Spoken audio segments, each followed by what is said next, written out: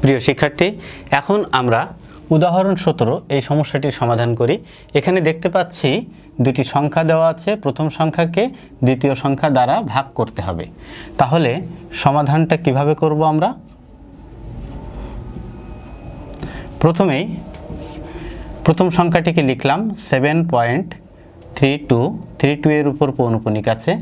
একে যদি সাধারণ ভগ্নাংশে প্রকাশ করি তাহলে প্রথমে অঙ্কগুলো লিখে নিলাম।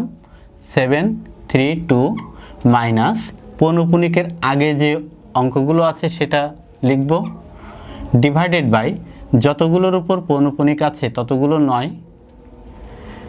তারপর দশমিকের পর অনাবৃত অঙ্ক এখানে নাই, যে কারণে আর শূন্য হবে না। তাহলে আমরা কি পাচ্ছি?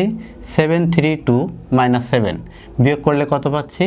2 যেহেতু ছোট তাই 12 মনে করি। 12 থেকে 7 বিয়োগ করলে 5, হাতে 1, 3 থেকে 1 বিয়োগ করলে হয় 2, এখানে 7, ডিভাইডেড বাই 99। এখন দ্বিতীয় সংখ্যাটি আমরা লিখি 0.27 পৌনঃপুনিক। এই সংখ্যাটিকে যদি আমরা সাধারণ ভগ্নাংশে প্রকাশ করি তাহলে কি পাচ্ছি? প্রথমে অঙ্কগুলো লিখে নেব। 027, 0 প্রথমে না লিখলেও চলবে, 27 মাইনাস পৌনঃপুনিকের আগের অঙ্কগুলো লিখব 2, প্রথমে 0 না লিখলেও চলবে, ডিভাইডেড বাই যতগুলোর উপর পৌনঃপুনিক আছে ততগুলো 9, এখানে একটি আছে তাই একটি 9। তারপরের কাজ কি? দশমিকের পর পৌনঃপুনিক নাই, যতগুলো ততগুলো শূন্য। এখানে দেখতে পাচ্ছি একটি, তাই একটি শূন্য। বিয়োগ করলে পাচ্ছি 27 থেকে 2 বিয়োগ করলে 25, ডিভাইডেড বাই 90। এখন প্রথমে লিখে নিতে পারি এখানে দিয়ে কমা, তারপরে এখন এটাকে এটা দিয়ে ভাগ করব, অর্থাৎ 7.32 পৌনঃপুনিক ভাগ 0.27 পৌনঃপুনিক সমান। তাহলে প্রথম সংখ্যাটি কি পেলাম?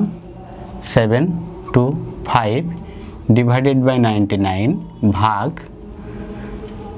দ্বিতীয় সংখ্যাটি পেলাম 25 ডিভাইডেড বাই 90। আমরা ভাগ থেকে যদি গুণ করি তাহলে কি পাচ্ছি? প্রথম সংখ্যাটি লিখে নিচ্ছি, ভাগকে গুণ করে দিলে পরবর্তী সংখ্যাটি উল্টে লিখতে হবে, অর্থাৎ 90 ভাগ 25। এখন যদি আমরা কাটাকাটি করতে চাই, ভাগ করতে চাই, দেখতে পাচ্ছি আমরা যদি 9 দিয়ে 90কে ভাগ করি তাহলে পাচ্ছি 9 10 90, 9 10 90, আর 9কে 99কে 9 দিয়ে ভাগ করলে পাবো 11। যদি 725কে 25 দিয়ে ভাগ করি তাহলে 25 একে 25, আর 725কে 25 দিয়ে ভাগ করলে পাবো 29। তাহলে সংখ্যাটি কি দাঁড়াচ্ছে? 29 গুণ 10 290 ভাগ 11।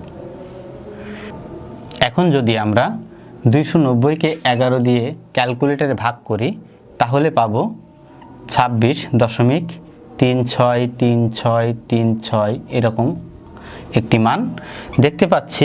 363636 বারবার আসবে, তা আমরা লিখতে পারবো 26.36 এর উপর পৌনঃপুনিক। এটাই অ্যান্সার।